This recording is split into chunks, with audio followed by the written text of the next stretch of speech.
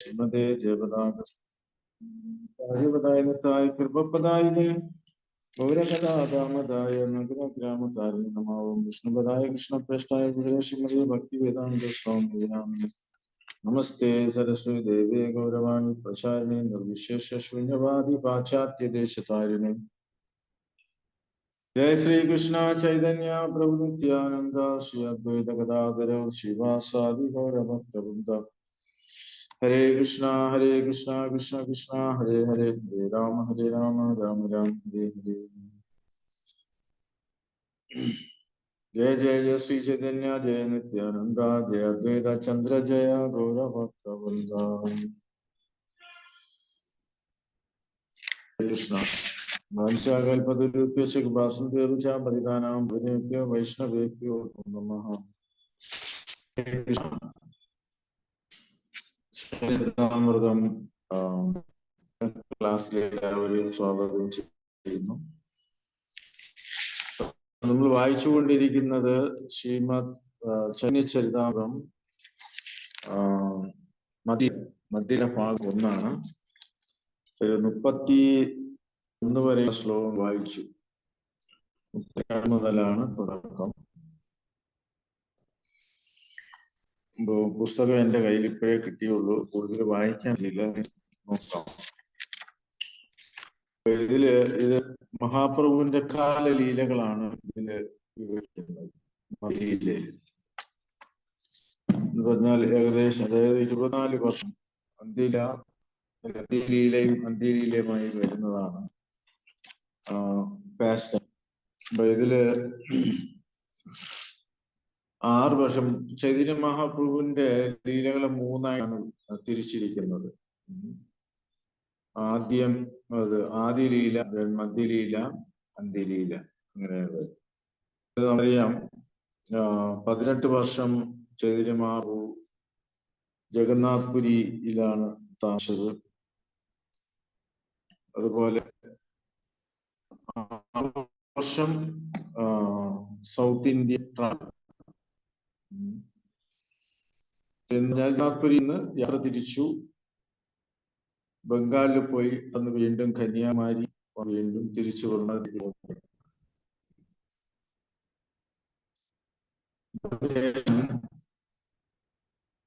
നിത്യാനന്ദ പ്രഭുവിനെ ഭഗവാൻ കാണുന്നു. അതിനുശേഷം വൃന്ദാവനത്തിലേക്ക് അയക്കുന്നതായിട്ടും നമുക്കറിയാം. അതിനുശേഷം വീണ്ടും രൂപഗോസ്വാമി, സനാതന ഗോസ്വാമി ദൗത്യം ഏൽക്കുന്നതായിട്ടും നമ്മൾ കാണുന്നത്. നിത്യാനന്ദനെ ജഗന്നാഥ് എന്നറിയപ്പെടുന്നതിലേക്ക് നിത്യാനന്ദ പ്രഭു ആദേശ കൃഷ്ണപ്രേമത്തിന്റെ പ്രളയത്തിലാഴ്ത്തുകയും ചെയ്തു. ശേഷം കൃഷ്ണന് വേണ്ടി പ്രേമ പരിത സേവനം നിർവഹിക്കുന്നതിന് നിത്യാനന്ദ പ്രഭു സ്വാഭാവികം തന്നെ അത്യന്തം ഉത്തേജിതനാണ്. ഇപ്പോൾ ചൈതന്യ മഹാപ്രഭുവിനെ ആജ്ഞാപിക്കപ്പെട്ടതിനാൽ അവിടുന്ന് പ്രേമസേവനെ എല്ലായിടത്തും പ്രദർശിച്ചു. നിത്യാനന്ദ പ്രഭു ചൈതന്യ മഹാപ്രഭു നിത്യാനന്ദന്റെ മൂത്ത സഹോദരനായിട്ട് വരുന്ന അതേസമയം നിത്യാനന്ദ പ്രഭു ചൈതന്യ മഹാപ്രഭുവിനെ നാഥനായിട്ട്, അതായത് ഭഗവാനായാണ് സംബോധന ചെയ്തു. നിത്യാനന്ദ സ്വയം ഭഗവാൻ ബലരാമനാണെങ്കിൽ സദാ ചൈതന്യ മഹാപ്രഭു നിത്യദാസനായി കരുതും. അപ്പൊ നമുക്ക് നേരത്തെ മുൻപ് വായിച്ചത് മനസ്സിലാവും. ചൈതന്യ മഹാപ്രഭുവിനെ നിത്യദാസനായിട്ടാണ് സേവനം അനുഷ്ഠിച്ചത്. ചൈതന്യ മഹാപ്രഭുവിനെ സേവിക്കാനും അവിടുത്തെ മഹിമകൾ കീർത്തിക്കാനും നാമോച്ചരിക്കാൻ നിത്യാനന്ദ പ്രഭു എല്ലാവരും അഭ്യർത്ഥിച്ചു. ചൈതന്യ മഹാപ്രഭുവിനെ ഭക്തിവിധ സേവനം അനുഷ്ഠിക്കുന്ന വ്യക്തി തന്റെ പ്രാണനാണ് നിത്യാനന്ദ പ്രഭു പ്രഖ്യാപിക്കുകയും ചെയ്തു. ഇപ്രകാരം നിത്യാനന്ദ പ്രഭു ചൈതന്യ മഹാപ്രഭു സമ്പ്രദായ വിവേചനമില്ലാതെ ഏവർക്കും പരിചയപ്പെട്ടു. ജനങ്ങൾക്കും വിതർക്കും നിന്ദ ആയിരുന്നെങ്കിലും ഈ പ്രിയരുടെ അവരെ മോചിപ്പിക്കപ്പെട്ടു. 31-ാമത്തെ ശ്ലോകം. ചൈതന്യ മഹാപ്രഭു പിന്നീട് 2 സഹോദരങ്ങളായ രൂപഗോസ്വാമിയും സനാതന ഗോസ്വാമിയും പദ്യത്തിലേക്ക് അയച്ചു. അവിടുത്തെ ആജ്ഞ അനുസരിച്ച് അവർ വൃന്ദാവനത്തിലേക്ക് പോയി. അതിനുശേഷം ഉള്ള ശ്ലോകമാണ്. ഭക്തിപ്രചാരിയ സർവതീർത്ഥപ്രകാശില മദന ഗോപാല ഗോവിന്ദാര സേവ പ്രചാരിക. വൃന്ദാവനത്തിലേക്ക് പോയ സഹോദരന്മാർ ഭക്തി സേവ പ്രചരിപ്പിക്കുകയും അനേകം തീർത്ഥസ്ഥലം കണ്ടെത്തുകയും ചെയ്തു. അവർ പ്രത്യേകമായി മദനമോഹന്റെയും ഗോവിന്ദന്റെയും സേവനത്തിന് ആരംഭം കുറിച്ചു. ചൈതന്യ മഹാപ്രഭു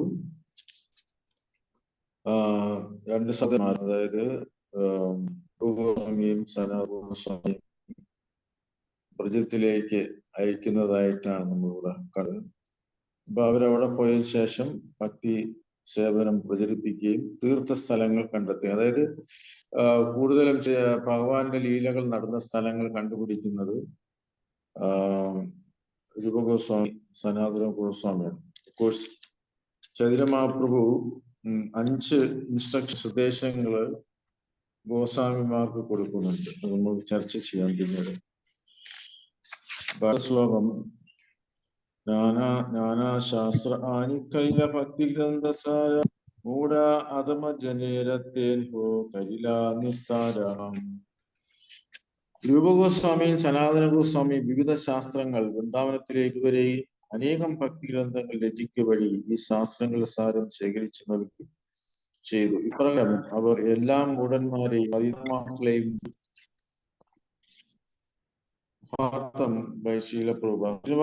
ആചാര്യ ഇപ്രകാരം പാടിയിരിക്കുന്നു. നാശാസ്ത്ര വിചാരണൈകനിപുണോ സദ്ധർമ്മസ്ഥാപകോ ഹിതകാര്യോ ത്രിഭുവനേ മന്യേ ശരണ്യകരോ രാധാകൃഷ്ണ നന്ദേന താരികോ വന്ദേ രൂപസനാതനോ രഘുയുഗോ ശ്രീജീവ ഗോപാലഗോ. ഇത് സ്വാമി അഷ്ടക ആണ്. ശ്രീലപ്പാദത്തിൽ വളരെ മനോഹരമായിട്ടൊരു പാടായിരുന്നു.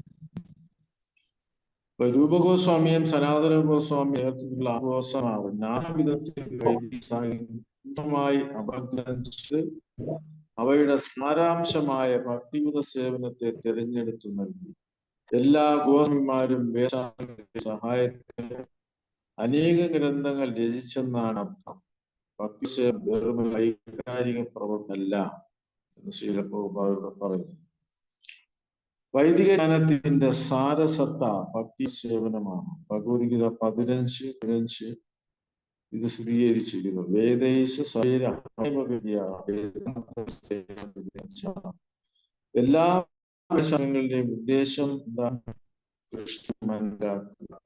ഭക്തി സേവനത്തിലൂടെ കൃഷ്ണൻ മനസ്സിലാകുമെന്ന് രൂപഗോസ്വാമിയും സനാതന ഗോസ്വാമിയും എല്ലാ ശാസ്ത്രങ്ങളുമുള്ള പ്രമാണങ്ങളോടെ വിശദീകരിച്ചിരിക്കുന്നു. ഗോസ്വാമിമാരുടെ നിർദ്ദേശത്തിലുള്ള ഭക്തിയുത സേവനാൽ ഒരു മൂഢ തെമ്മാടിക്ക് പോലും മോചിതനാൻ കഴിയും വിധം വളരെ ലളിതമായി അവരിത് ഭരിച്ചിരിക്കുന്നു. ഇപ്പോ ഗോസ്വാമി അഷ്ടകം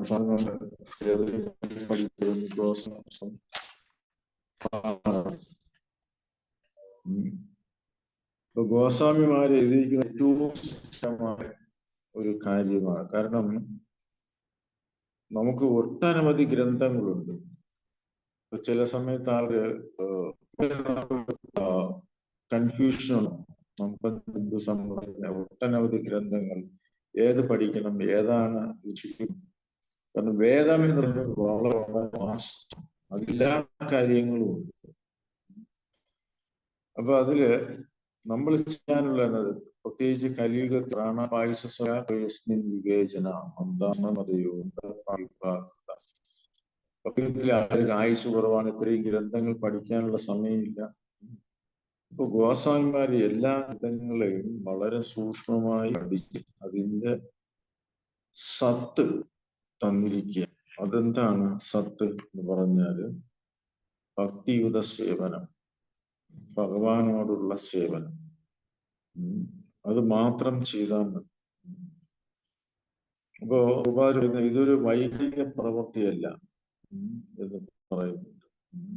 ആൾക്കാർ പറയുക ഇത് വൈകാരികമായിട്ടുള്ള ഒരു പ്രവൃത്തി. ആൾക്കാർക്ക് ജമ്പിയും ചാടണോ, വെറുതെ റോഡിൽ കൂടെ പാടി നടക്കുന്നു. ഇവൻ ചൈതന്യ മഹാപ്രഭുവും അത് പറഞ്ഞു. കന്യാസിയില് എന്തിനായി ഓടിച്ചാടി നടക്കുന്നു? അപ്പോൾ ചൈതന്യ മഹാപ്രഭു പറഞ്ഞു, എന്റെ ഗുരുനാഥൻ പറഞ്ഞു നീ ഒരു മൂഢനാണ്, അതുകൊണ്ട് നീ ഹരികൃഷ്ണ മഹാമന്ത്രം ജപിച്ച മതി എന്ന് പറഞ്ഞു. ഇവൻ ജഗന്നാഥ്പുരിയിൽ പോയപ്പോ സാർവഭട്ടാചാര്യൻ ചൈതന്യ മഹാപ്രഭു വെച്ചിരുത്തി 7 ദിവസം വേദാന്തം പഠിപ്പിച്ചു. അപ്പൊ ചൈതന്യ മഹാപ്രഭു ഒന്നും മിണ്ടാതിരുന്ന് കേട്ടു. അല്ലെ? അപ്പൊ അതിനുശേഷം പറഞ്ഞു, എനിക്ക് ശാസ്ത്രത്തിന്റെ ചുരുക്കം മനസ്സിലായി, പക്ഷെ അങ്ങ് പറഞ്ഞത് എനിക്ക് പൂർണ്ണമില്ല എന്ന് പറഞ്ഞ് വീണ്ടും അദ്ദേഹത്തിന് പ്രീച്ച് ചെയ്യുന്നു. പിന്നീട് അദ്ദേഹം ചൈതന്യ മഹാപ്രഭുവിന്റെ നിർദ്ദേശങ്ങൾ സ്വീകരിക്കുന്നതായിട്ടും നമ്മൾ കാണുന്നുണ്ട്. അപ്പൊ ഇവിടെ ചൈതന്യ മഹാപ്രഭു ഗോസ്വാമിമാരെയാണ് ഭക്ത സേവനത്തെ കുറിച്ച് പഠിച്ച് അതിന്റെ സാരം ഏൽപ്പിച്ചു. അപ്പൊ ഇതിൽ 5 കാര്യങ്ങളാണ് ചൈതന്യ മഹാപ്രഭു ഗോസ്വാമിമാർക്ക് കൊടുക്കുന്നത്. അത് ഒന്ന് നിങ്ങൾ നോട്ട് ചെയ്യാൻ പറ്റുമെങ്കിൽ നോട്ട് ചെയ്യാം. ഇത് എല്ലാ ശാസ്ത്രങ്ങളും ശ്രദ്ധയോടെ പഠിച്ച് അതിന്റെ സാരവും ഭക്തിയുടെ സാരവും കണ്ടെത്തുക. ഇത് ഒന്നാമത്തെ നിർദ്ദേശം. രണ്ടാമത്തേത് കൃഷ്ണന്റെ വൃന്ദാവന ലീലകൾ നടന്ന സ്ഥലങ്ങൾ കണ്ടെത്തുക. വൃന്ദാവന എന്ന ഗ്രാമം ലോകത്തിലുള്ള എല്ലാവർക്കും ആശ്രയമെടുക്കാനും പ്രേരണ നൽകാൻ കഴിയണം.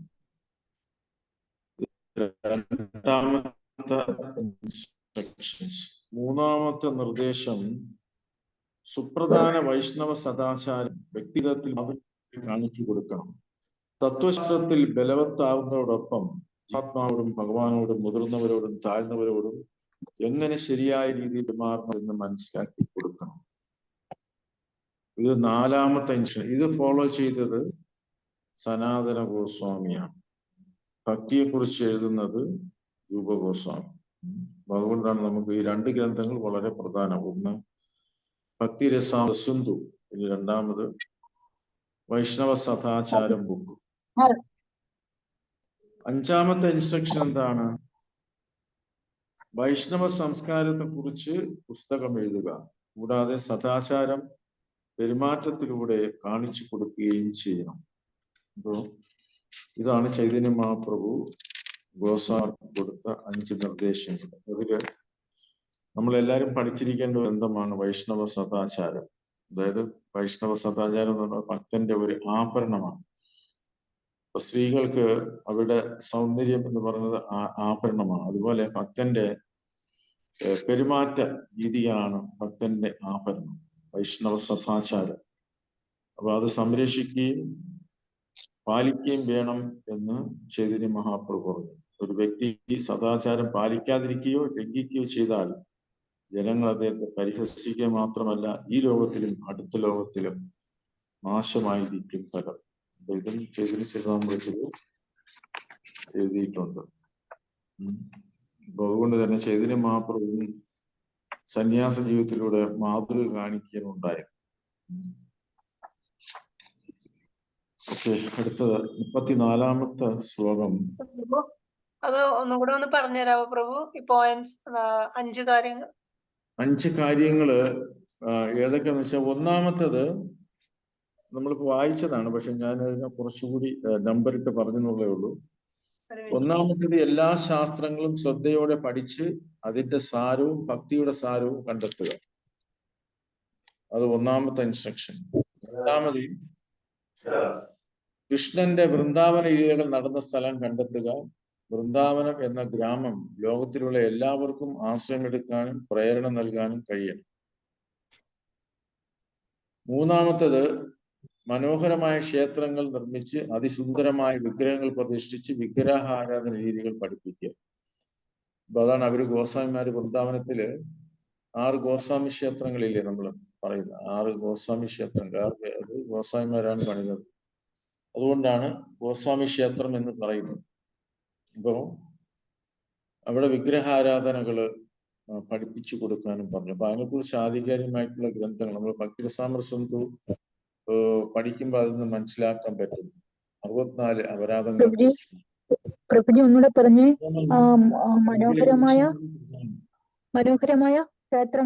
മനോഹരമായ ക്ഷേത്രങ്ങൾ നിർമ്മിച്ച് അതിസുന്ദരമായ വിഗ്രഹങ്ങൾ പ്രതിഷ്ഠിച്ച് വിഗ്രഹാരാധന രീതികൾ പഠിപ്പിക്കുക.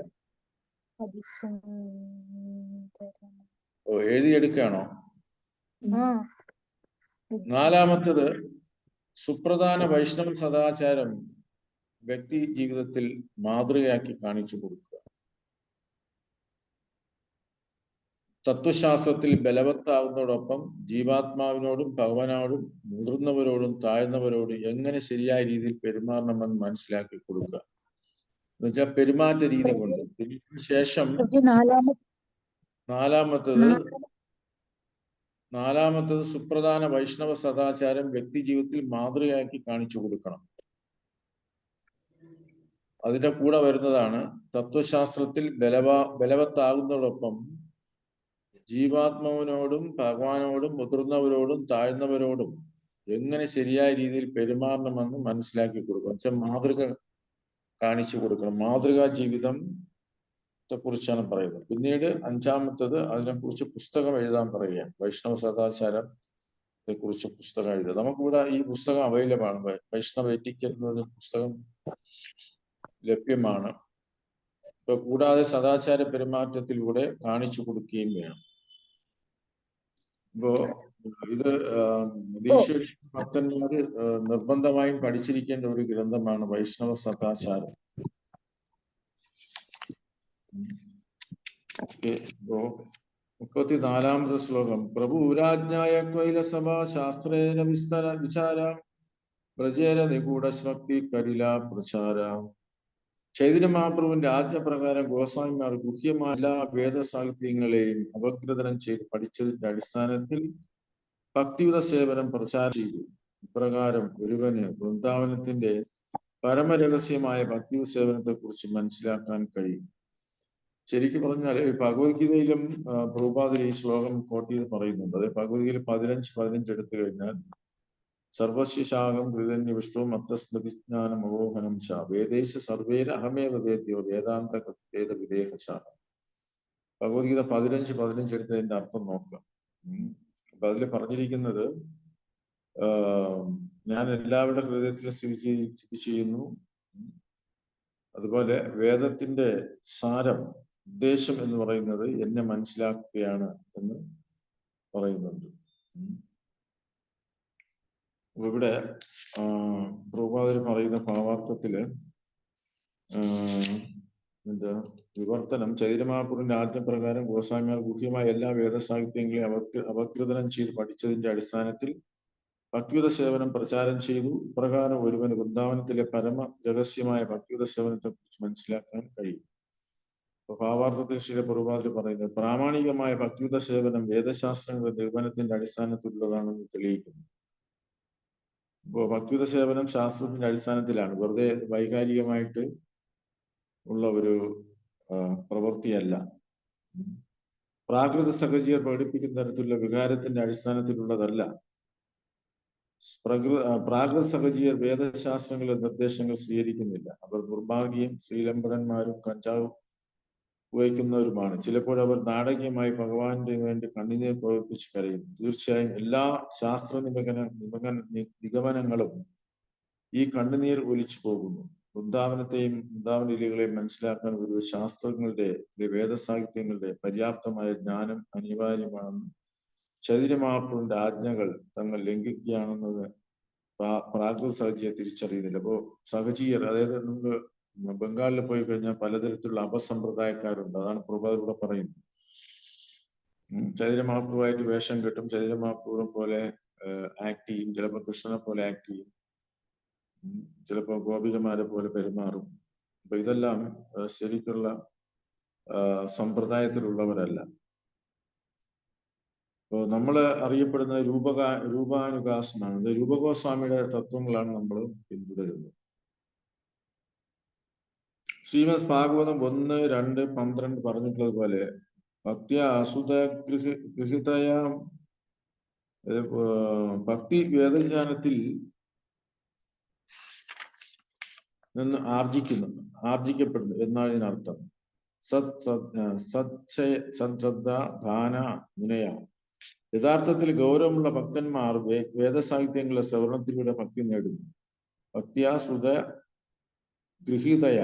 വൈകാരിൽ നിന്ന് എന്തെങ്കിലും സൃഷ്ടിച്ച് ഒരു സഹജീവനായി നിന്ന് കെട്ടിച്ചമയ്ക്കപ്പെട്ട അത്തരത്തിലുള്ള ഭക്തിയുടെ വക്താവ് ആകാമെന്ന് ആരും കരുതരുത്.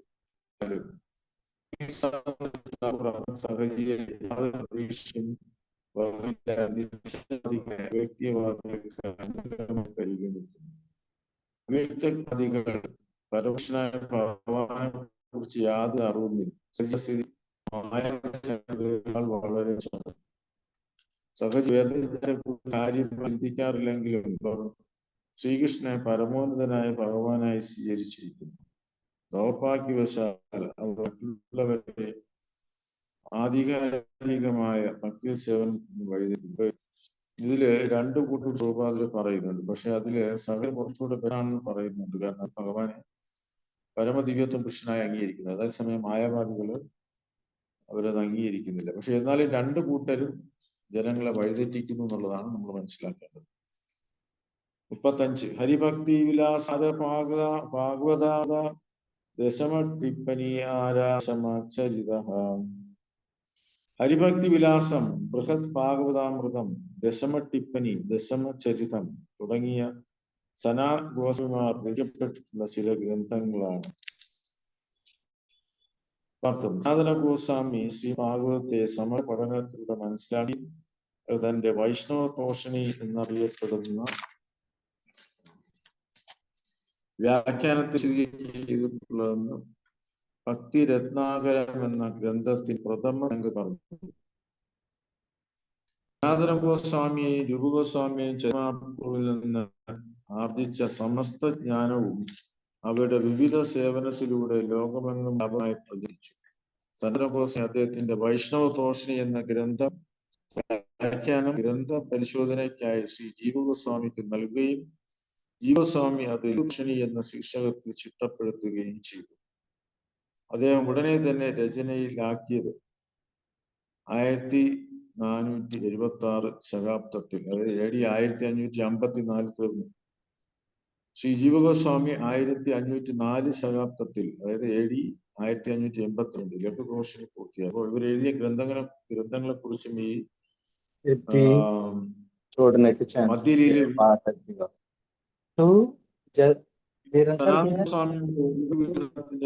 പ്രതിപാദ്യ വിഷയം ശേഖരിക്കപ്പെട്ടതാണ്.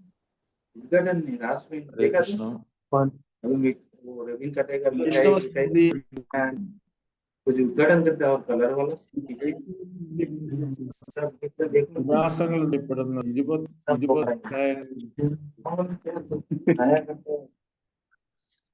ഹരേ കൃഷ്ണ.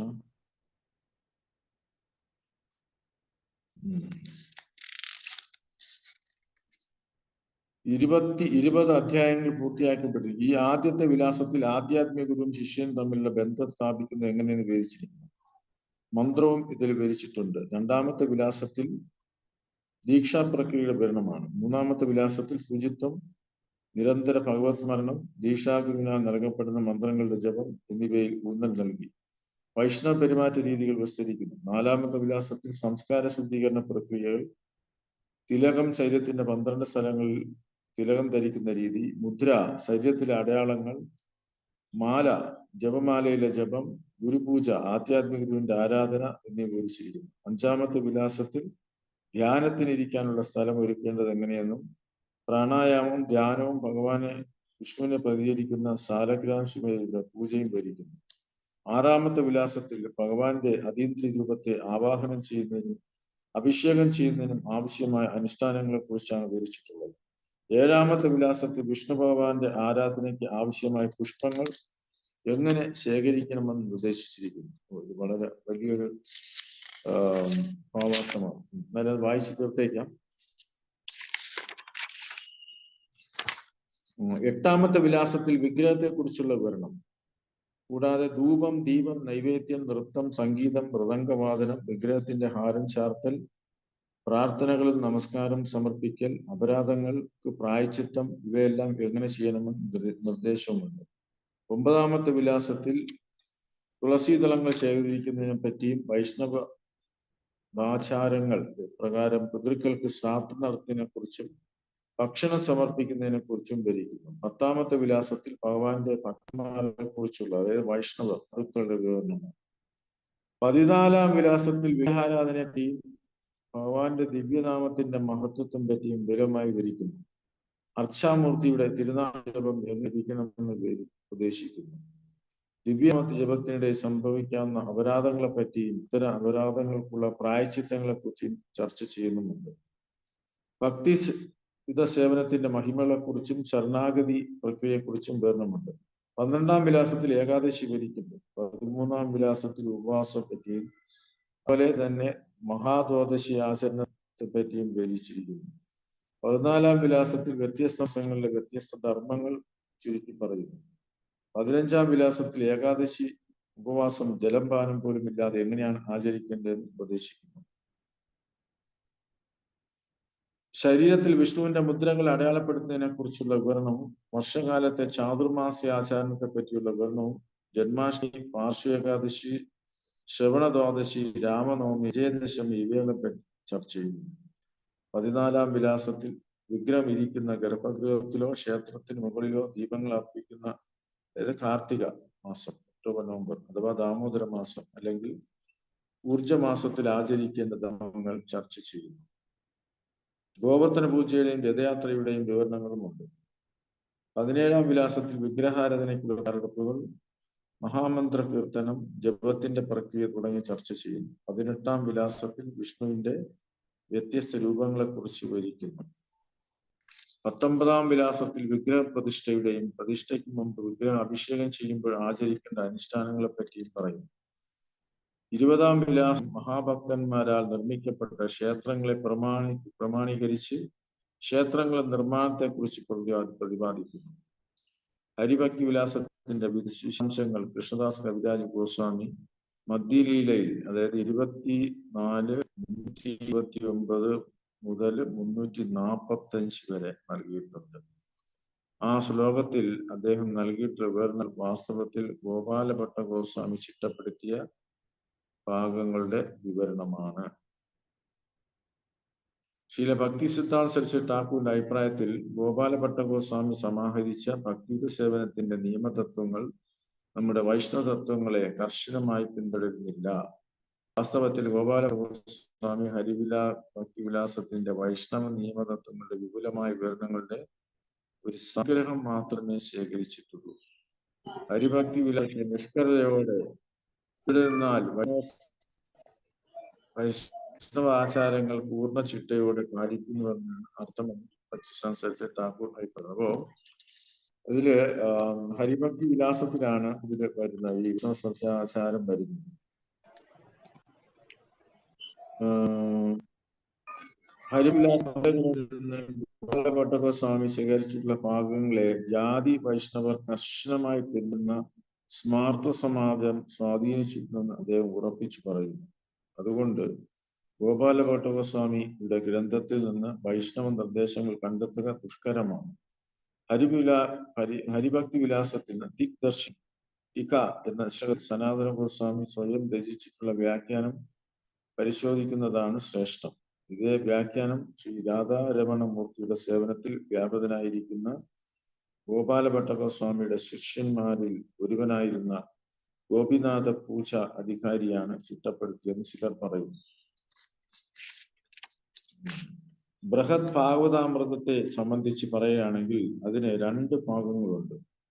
രണ്ടും ഭക്തിയുത സേവന നിർവഹണത്തെ കുറിച്ച് പ്രതിപാദിക്കുന്നു. ആദ്യ ഭാഗം ഭക്തി സേവനത്തിന്റെ വിശകലനാത്മകമായ പഠനമാണ്. അതിൽ ഭൂമി, സ്വർഗങ്ങൾ, ബ്രഹ്മലോകം, വൈകുണ്ഠം ഇവ ഉൾപ്പെടെ വിവിധ ലോകങ്ങളുടെ അടങ്ങുന്നു. ഭക്തന്മാർ, അന്തരംഗ ഭക്തന്മാർ, പരമ അന്തഭക്തന്മാർ ഉൾപ്പെടെ ഭക്തന്മാരുണ്ട്. 2-ാം ഭാഗം ഗോലോക മഹാത്മ്യ നിരൂപണം എന്ന പേരിൽ ആത്മീയലോകത്തിന്റെ മഹാത്മ്യങ്ങളും അതുപോലെ ഭൗതിക ലോകത്തിൽ പരിചയിക്കുന്ന പ്രക്രിയകളും വിവരിക്കുന്നു.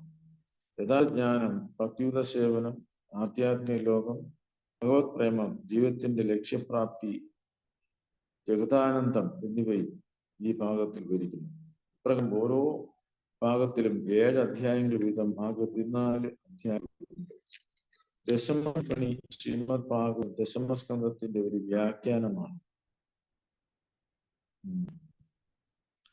ബൃഹത് വൈവർഷിണി എന്നാണ് വ്യാഖ്യാനം മറ്റൊരു നാമം. ദശമ ടിപ്പണി പൂർത്തിയാക്കിയത് 1476 ശത്തിൽ, അതായത് AD 1554 ആയിരുന്നു ഭക്തി നാഗരത്തിൽ പറയുന്നു. ഇത് വളരെ വിശദമായിട്ട് പ്രഭുപാദര് പറയുന്നുണ്ട്. ഇപ്പോ ഗോസ്വാമിമാർ എഴുതിയ പുസ്തകം നമുക്ക് ഇപ്പൊ ഇതെല്ലാം അവൈലബിൾ ആണ്. ബാലസ്വാമി മഹാരാജ് ഇതെല്ലാം ഇംഗ്ലീഷിലേക്ക് ട്രാൻസ്ലേഷൻ ചെയ്തു ഇപ്പോൾ പുസ്തകമാക്കി സെയിൽ ചെയ്തു ഗോസ്വാമിമാരുടെ പുസ്തകങ്ങൾ. 36 ये सब ग्रंथ कैला गोसानी सनातन युग गोसाई कैला यदा ये करुणा करुगण गणന. സനാതന ഗോസ്വാമി സംഭരിച്ച 4 ഗ്രന്ഥങ്ങൾ കഴിഞ്ഞു. അതുപോലെ യുഗഗോസ്വാമി ആർക്കും എണ്ണത്തിട്ടപ്പെടുത്താൻ പോലും കഴിയാത്ത ഗ്രന്ഥം ചിട്ടപ്പെടുത്തിയിട്ടുണ്ട്. അപ്പോൾ നമുക്ക് അറിയാമെന്നുള്ളത് വളരെ ചുരുക്കം ഗ്രന്ഥങ്ങൾ മാത്രമേ ഉള്ളൂ. അതിനാൽ രൂപഗോസ്വാമി സമാഹരിച്ച മുഖ്യ ഗ്രന്ഥങ്ങൾ ഇവിടെ പറയാം. അദ്ദേഹം വൃന്ദാവനീയങ്ങൾ 1,00,000 ശ്ലോകത്തിൽ അറിയിച്ചിരിക്കുന്നു. ഇപ്പോ ഭക്തി രസാമൃസിന്ധു ആരാ വിദഗ്ധ മാധവ, ഉജ്ജ്വല നീലാമണി ആരാ ലളിത മാധവ. ശ്രീ രൂപഗോസ്വാമി രചിച്ച ഗ്രന്ഥങ്ങളിൽ രസാമൃസിന്ധു, വിദഗ്ധ മാധവം, ഉജ്ജ്വല നീലാമണി, ലളിത മാധവം എന്നിവ. ഇതെല്ലാം ഇപ്പോ ഇസ്കോണിൽ അവൈലബിൾ ആണ്. പക്ഷെ നമ്മൾ പ്രധാനമായിട്ട് പഠിക്കുന്നത് ഭക്തി രസാമൃസിന്ധു. ഇപ്പൊ നമ്മുടെ ഭക്തിശാസ്ത്രി അത് ഉൾപ്പെടുത്തിയിരിക്കുന്ന ഒരു പ്രധാന പുസ്തകമാണ് ഭക്തി രസാമൃസിന്ധു. അപ്പൊ അത് പഠിക്കുമ്പോൾ തന്നെ അതിൽ നമുക്ക് ഏകദേശം ഭക്തിയുത സേവനത്തിൽ അനുഷ്ഠിക്കേണ്ട കാര്യങ്ങൾ എന്തൊക്കെയാണ്, അനുഷ്ഠിക്കാൻ പാടില്ലാത്ത എന്തൊക്കെയാണ്, അപരാധങ്ങൾ എന്തൊക്കെയാണ് എന്ന് മനസ്സിലാക്കാൻ പറ്റും. അതുകൊണ്ട് തന്നെയാണ് പ്രഭുപാദർ പറഞ്ഞത് 4 ഗ്രന്ഥങ്ങൾ, പ്രധാനപ്പെട്ട 4 ഗ്രന്ഥങ്ങളിൽ ഒന്നാണ് ഭക്തി രസാമൃസിന്ധു. ഒന്ന് ഈശോപനിഷത്ത്, ഭക്തി രസാമൃസിന്ധു, ഭഗവത്ഗീത, പിന്നെ ഭാഗവതം. അപ്പോ ഈ 4ഉം പഠിച്ചു കഴിഞ്ഞാൽ നമുക്ക് വൈഷ്ണവ ഫിലോസഫി മനസ്സിലാക്കാൻ കഴിയും. ആരെയും ഡിഫീറ്റ് ചെയ്യാം എന്ന് പ്രഭുപാദർ പറഞ്ഞിട്ടുണ്ട്. അപ്പൊ നമ്മുടെ പ്രശ്നങ്ങൾക്ക് നമ്മൾ പഠിക്കാനുള്ള സമയം കണ്ടെത്തുക, പഠിക്കുക, അതിനെക്കുറിച്ച് ചർച്ച ചെയ്യുക. ശ്രീലപാദരുടെ ബുക്സ് പഠിക്കാതെ നമുക്ക് കൃഷ്ണാഭക്തിയിൽ തുടരാനും കഴിയില്ല. ഒരു പരിധിവരെ നമുക്ക് നാമം ജപിക്കാം. നാമം ജപിച്ചു കഴിയുമ്പോൾ കുറെ കഴിയുമ്പോൾ ജപിച്ച് നമുക്ക് കുറച്ച് ബോറടിക്കും. അപ്പൊ നമ്മൾ വായിക്കുക. അപ്പൊ ഇത് രണ്ടും ഭക്തിയുത സേവനത്തില് ഇതെല്ലാം ഉൾപ്പെടുന്നു. അതില് വായന വരുന്നുണ്ട്, ജപം വരുന്നുണ്ട്, ശ്രവണം, കീർത്തനം, സ്മരണം, അർച്ചനം, വന്ദനം, പാവനം എല്ലാം ഭക്തിയുത മാർഗത്തിൽ വരുന്നത്. അതുകൊണ്ടാണ് പ്രഭുപാദർ നമുക്ക് എല്ലാം ഡിവൈഡ് ചെയ്ത് തന്നത്. മംഗളാരതി മുതൽ നമുക്കറിയാം. അത് കഴിഞ്ഞ് പിന്നെ വീണ്ടും അഭിഷേകം, വിഗ്രഹാരാധന, നിവേദ്യം, അത് കഴിഞ്ഞ് ഭാഗവതം ക്ലാസ്, അത് കഴിഞ്ഞ് പ്രസാദം. അപ്പൊ ഇതെല്ലാം ഒരു സാധനയുടെ ഭാഗമാണ്. അപ്പൊ എവിടെയെങ്കിലും നമ്മൾ തെറ്റിച്ചു കഴിഞ്ഞാൽ നമ്മൾ പുറകോട്ട് പോകാനുള്ള ചാൻസ് ഉണ്ട്. അപ്പൊ അതുകൊണ്ട് പ്രഭുപാദർ തന്നിട്ടുള്ള ആ ഷെഡ്യൂൾ അതേപടി ഫോളോ ചെയ്തു കഴിഞ്ഞാൽ നമുക്ക് ഭക്തിമാർഗത്തിൽ പുരോഗമിക്കാൻ പറ്റും. അതുകൊണ്ടാണ് പ്രഭുപാദർ പറഞ്ഞത് don't add anything, don't minus anything. ഒന്നും കൂട്ടിച്ചേർക്കരുത്, ഒന്നും കുറയ്ക്കുകയും ചെയ്യരുതെന്ന് പ്രഭുപാദർ പറയാനുള്ള കാരണം അതാണ്. കാരണം പലപ്പോഴും നമ്മൾ ചില കാര്യങ്ങൾ കൂട്ടിച്ചേർക്കും, ചിലപ്പോൾ അത് കുറയ്ക്കുകയും. ഹരേ കൃഷ്ണ ഹരേ കൃഷ്ണ കൃഷ്ണ കൃഷ്ണ ഹരേ ഹരേ, ഹരേ ഹരേ രാമ രാമ രാമ ഹരേ ഹരേ. അത് വായിച്ചത് 38 വരെയുള്ള ശ്ലോകങ്ങള് അടുത്ത് 39 മുതലാണ് ഉള്ളത്. നമുക്ക് വളരെ സമയം കുറവ്. ഇവിടെ നിർത്തുകയാണ്. എന്തെങ്കിലും അഭിപ്രായം ഉണ്ടെങ്കിൽ പറയാം. ഹരേ കൃഷ്ണ.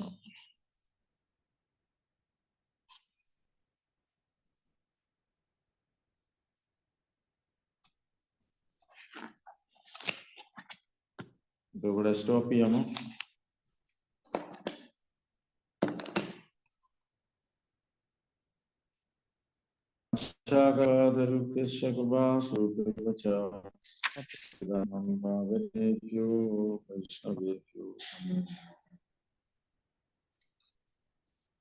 ഹരേ കൃഷ്ണ.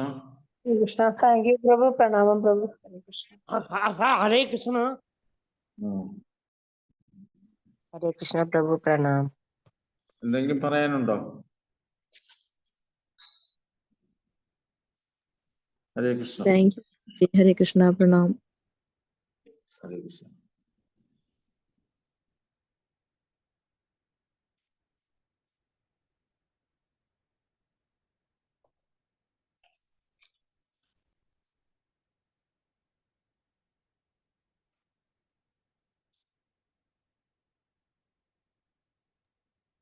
ഹരേ കൃഷ്ണ പ്രഭു. പ്രണാമം പ്രഭു. ഹരേ കൃഷ്ണ.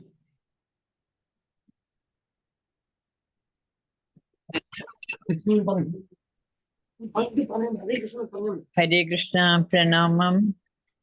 ഹരേ കൃഷ്ണ.